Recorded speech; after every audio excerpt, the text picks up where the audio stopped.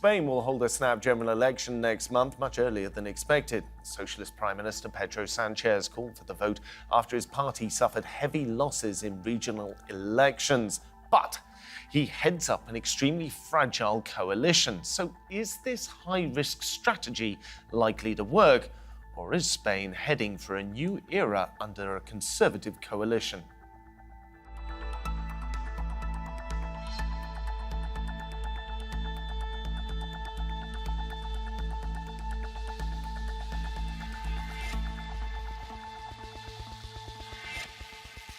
Welcome to the programme. I'm Philip Hampshire. For Pedro Sanchez, calling a surprise general election in Spain is a political gambit with unknown consequences. The polls put the right-wing Popular Party well ahead after they made gains in the recent regional vote. Left-wing Sanchez says the nation needs a say right now about who they want to run the country. However, some have suggested that what he's actually hoping is that the threat of a right-wing government winning power will be enough to bring support back to him. So, what's driving the political future in Spain, and will left or right take power in July's vote? So let's meet our guests today. In Newport in Wales, we have Andrew Dowling, who's a reader in Hispanic Studies at Cardiff University. Meanwhile, in Copons in Spain, we are joined by Mar Aguilera, who is a professor of constitutional law at the University of Barcelona and an electoral observer. Meanwhile, in Brussels, we have Beatriz Rios, who is a Spanish journalist who's currently an EU correspondent at Telemadrid. Thank you, everyone, for joining me today. Andrew, I'm going to start off with you. So why is Pedro Sanchez called a snap election right now? Yeah, well, the immediate reason was related to the results of the municipal and regional elections, where the coalition government currently in power in Spain did pretty badly. It's lost important centres of power across Spain. And Pedro Sanchez, once they got those results, they made a calculation that if they continue to try and stay until December when the election is due, they're just going to be subject to an incredibly intense process of weakening. Because I think we have to situate the calling of the elections in a panorama where Spanish politics is deeply and highly polarized. So a calculation was made that Spain could not put up with, or the left, the coalition government could not put up with another 6 months of kind of media hostility, media bombardment, and there was a chance to achieve a different result if they brought the election forward. I think that's probably, there are other elements, but I think that's the main area to consider. Right, well, since you mentioned the local elections, they are key to this. Let's bring up the results that actually came through so the audience can familiarise themselves with it. The right-wing parties were the winners in the recent regional elections. We had the Conservative People's Party, who took 31.5% of the vote. Compare that with the Socialist PSOE Party, which heads the current national governing coalition. They won 28.1%. Third spot was the hard-right Vox Party, who came in with 7.2%. Andrew, I'm going to bat it back to you quickly. Does that mean that Pedro Sanchez is taking a gamble by going for an election right now, especially since the opposition parties are already growing? Yeah, it's definitely a gamble. It's a calculation that the best chance for the broad socialist or the broad left coalition is to achieve a positive result on the 23rd of July. And one of the very important things that happened on the 28th of May was that many left voters stayed at home. They didn't transfer their votes to the right. They simply abstained. And so there's a hope that if the left can mobilise, it can defeat the right in the general election. And of course, the general election is traditionally seen as a first-order election where voters are much more likely to turn out. So the calculation, the gamble on the part of Pedro Sanchez is a higher turnout can salvage the situation for his government. Mar, I'm going to bring this across to you. So would you characterise it as a gamble as well? And if so, do you think it's a good gamble? It's risky, actually. It's a gamble for sure, and it's also risky because we don't know which will be the turnout because it will be the 23rd of July. So the turnout can be low because in Spain right now it's vacation. Normally, many people is going on vacation the 23rd of July. And there is a risk of a low turnout. Also, on the other hand, maybe it's intelligent because right now, instead of talking about how the right-wing parties have grown, we are talking about the next election. So in this way, Sanchez has been very wise because he has reacted very quickly to what the people wanted and had changed the topic of discussion. Instead of talking about how the right wings are growing, we are talking about what will happen in the next elections.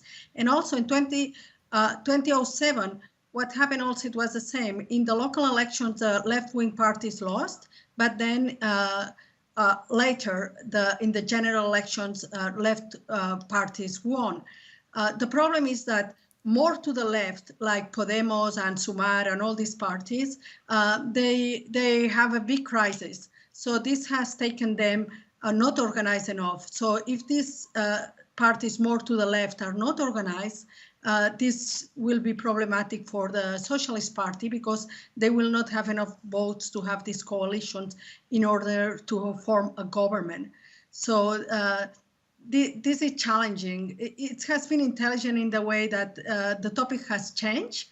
And right now we are not talking about the right-wing parties increasing. Instead, we are talking about the next elections. But it's really risky because it will have to do with the turnout that might be very low. Well, let's take that turnout thing. Andrew was saying a few seconds ago that an important factor in this election was left-wing voters staying at home, abstaining in some fashion or simply not going to the polls. So I know that if the election were taking place in the UK, a rough old wives' tale that's often told in the UK is that if it rains, the left-wing parties tend to do less well. If the voter turnout is less good, the left-wing parties do less well. Whether or not that's statistically valid is argued about incessantly. Are there any rough rules of thumb in Spain? Is low voter turnout good for the left or good for the right? It might be good for the right, actually. Also, normally it's good for the right, low turnout.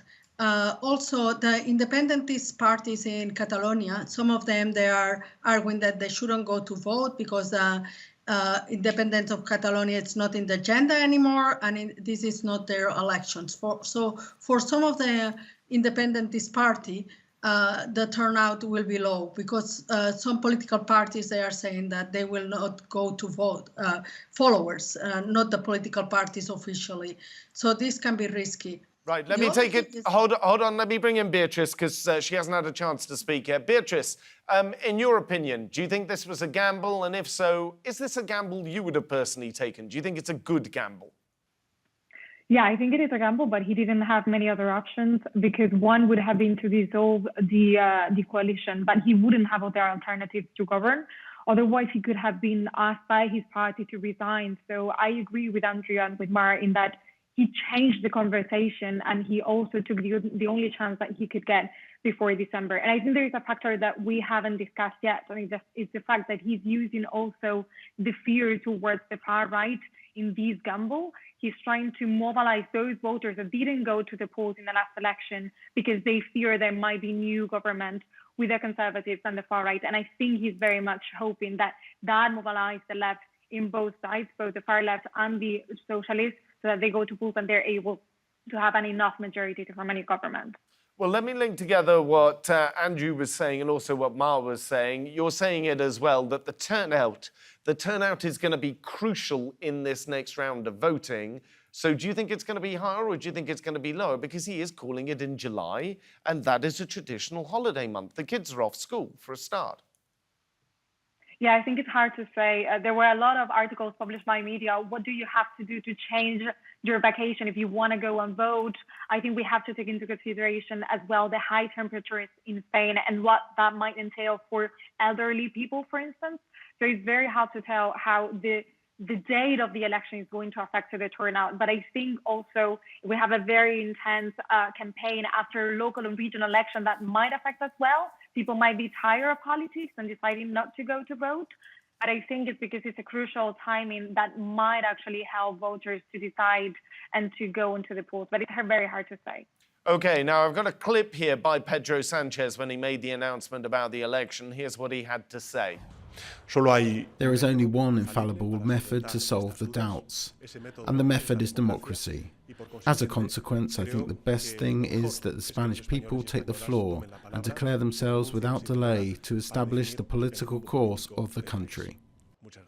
Andrew, Pedro Sanchez said those words immediately as he was announcing this new general election. He is regarded quite widely across Europe as a relatively charismatic politician. How is this news being taken in Spain? Yes, a little bit of a surprise, but is it being seen as a brave move, or is it being seen as a foolhardy move and really should just have knuckled down and got on with his job for another 6 months? What do you think?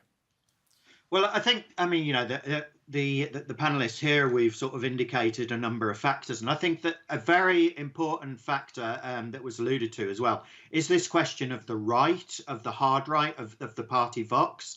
And there's certainly a sentiment that the socialists feel that they can capitalize on, saying, you know, in a sense, the fascists are coming and they want to kind of like mobilize left voters to turn out on the 23rd of July. But I think part of the problem with that sort of raising of the spectre of Vox is that in 2018, in December, when Vox made an electoral breakthrough, it was a real shock. It was a shock horror moment for many in Spanish politics. But I think 5 years later, Vox has become increasingly normalized within the Spanish political space. And I don't think that, you know, portraying as the monster, as the kind of like the semi-fascist monster that's going to devour your children and all this type of stuff is less and less effective. And I think if we want to talk about Europe, I think what's really important is we have essentially an allied government of Vox, a hard right party in Italy and in other European states. So the traditional cordon sanitaire, as in blocking the access to the hard right, extreme right into power in Europe, is increasingly breaking down. And I think that's where we should see the real importance of this Spanish general election. That's a very good point. This week we've had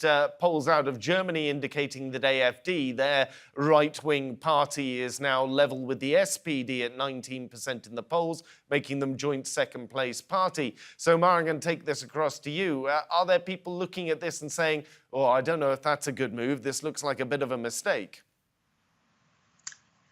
Yeah, challenging and it's wild, it's bold, of course. Another issue is that right now, economically, Spain is doing quite well. So economics are not having this big role right now because we are doing well. But Germany, compared with Germany, for instance, Spain is it's increasing. So it's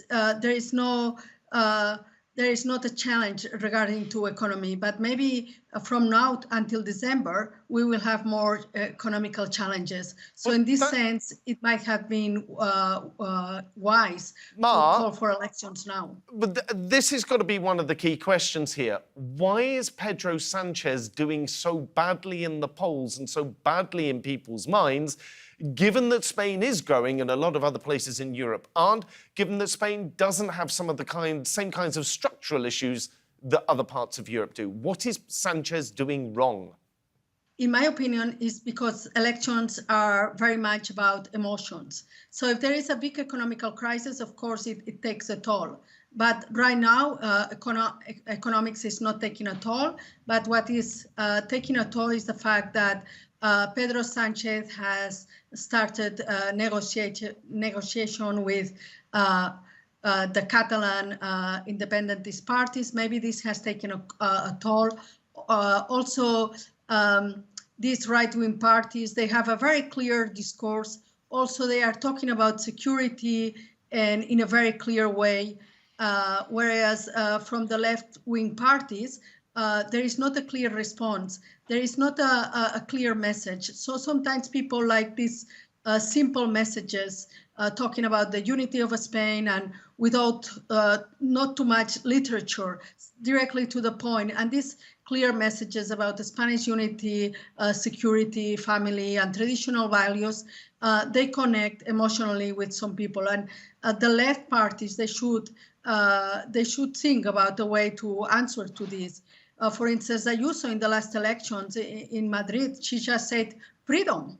her campaign motto was freedom, and this connected in the middle of the pandemic, in the middle of COVID, like freedom, it was a message very clear, and this campaign was very wise. So the left-wing parties, they should learn and have some mottos, some logos, and some messages, clear messages to convince the electorate. Beatriz, let me bring this over to you. We haven't talked much about the separatism issue, but clearly that is a big underlying undercurrent in this current situation. What does this mean for the Catalan situation? What does this mean for the Basque situation? Well, what we have seen is actually that during the socialist government, there has been an approach between the socialists and the Catalan movement. There has been a dialogue, there has been even agreements on certain legislation to be passed at the parliament. And that has to some extent reduced the tension that there was between Madrid and Barcelona.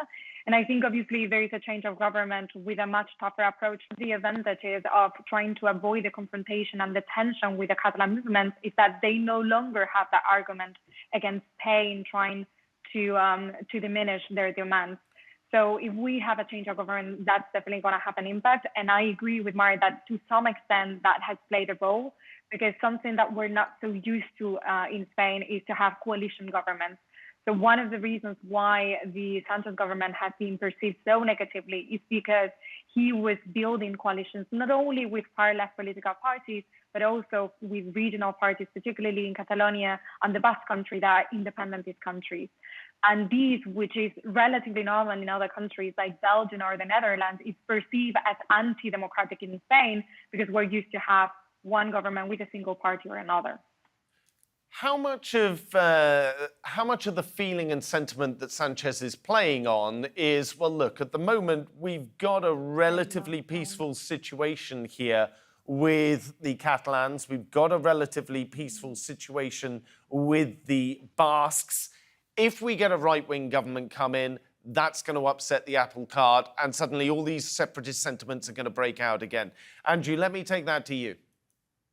Yeah, I mean, I think, if we go back to November 2011, when the Popular Party last won a landslide election, support for Catalan independence was around 15%.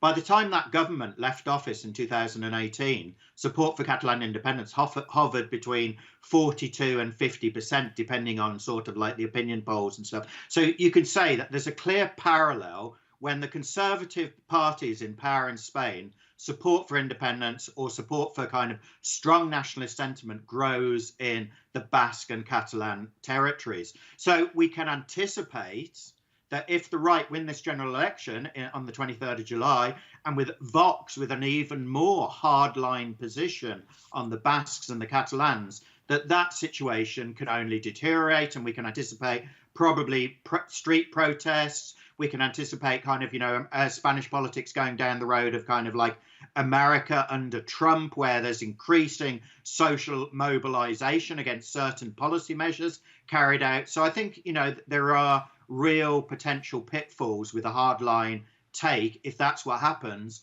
on the part of a potential new conservative government in Spain. There are real issues that would need to be handled delicately, and it doesn't seem traditionally that the Spanish right is capable of handling these issues with any degree of sensitivity.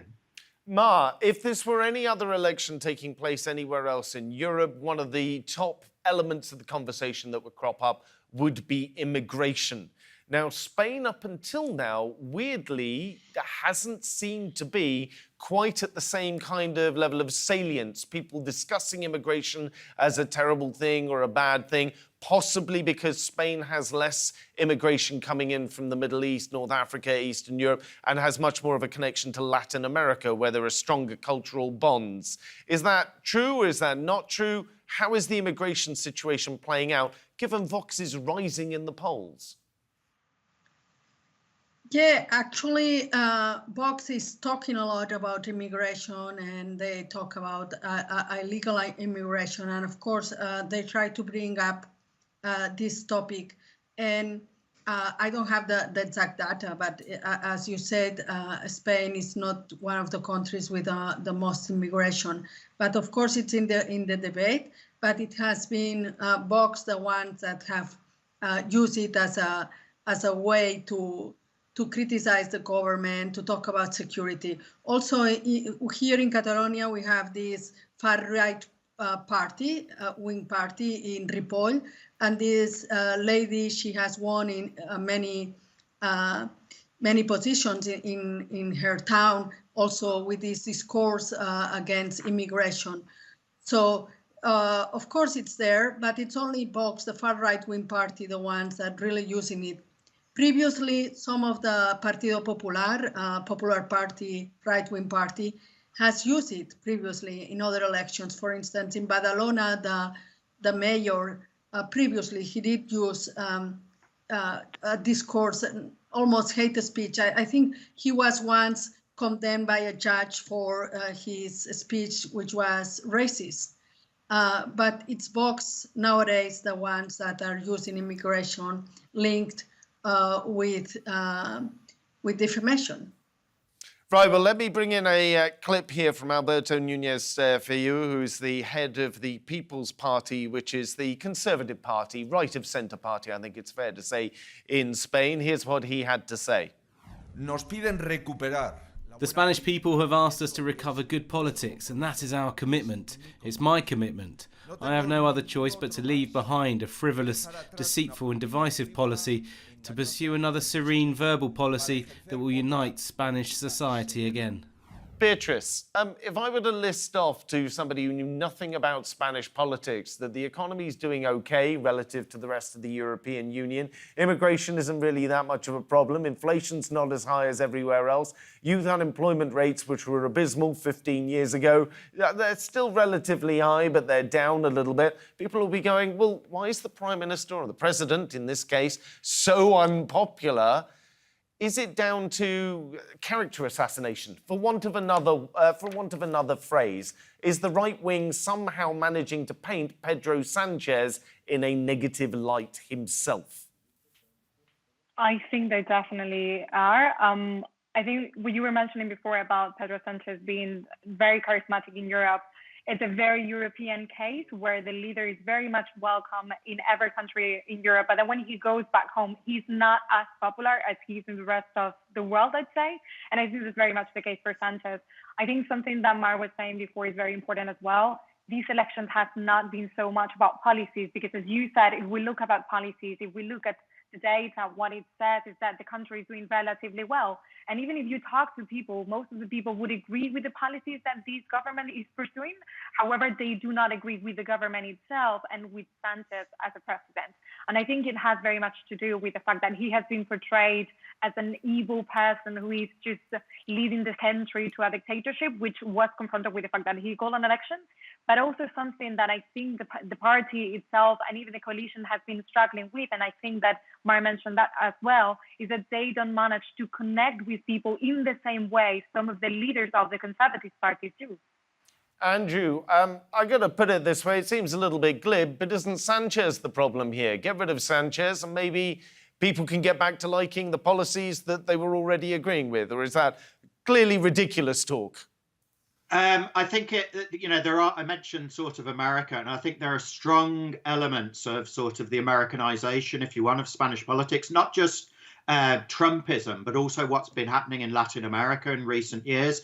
And, the Spanish Popular Party looks particularly to Latin America and to some extent to the American Republican Party. So it's about the destruction of your political opponent. And there's a very strong media space in Madrid. There's a very strong regional media space owned by conservatives in Spain that engage on a daily assault, a daily tirade, a daily, litany of personal assassinations against Pedro Sanchez. And I think they would do that to any leader of the Spanish Socialist Party. It's that's the narrative. That's the form of politics they choose. And that's the way they want to fight. It's interesting what we would now call culture wars, because it's interesting that we've actually, none of us have spoken very much at all about policy. Yourself have indicated it's really not, major policy issues are not really on the agenda. It's about political framing. It's about emotional attachment. It's about kind of like very strange, abstruse notions like freedom, etc., etc. And if we look at kind of hard factual data, we find that, for example, during the pandemic, there was one region of Europe that had more old people die than any other area of Europe, and that was Madrid. And that is not an election issue. The person who is responsible for those series of policies has just won an overall majority. So we're in kind of very unstable political times, and clearly that's going to be a pattern. What's happening in Spain is happening in other European societies as well. Andrew, Ma, Beatrice, it's been an absolute pleasure to have all three of you on the show, but I'm afraid that's all we have time for today. Remember, you can see more discussion and debate, though, if you head on over to our YouTube channel. Just go to YouTube and search for Roundtable TRT World. If you've been watching this show on YouTube, hit like and subscribe as well. But for now, from me here and the entire team, thank you for watching and goodbye.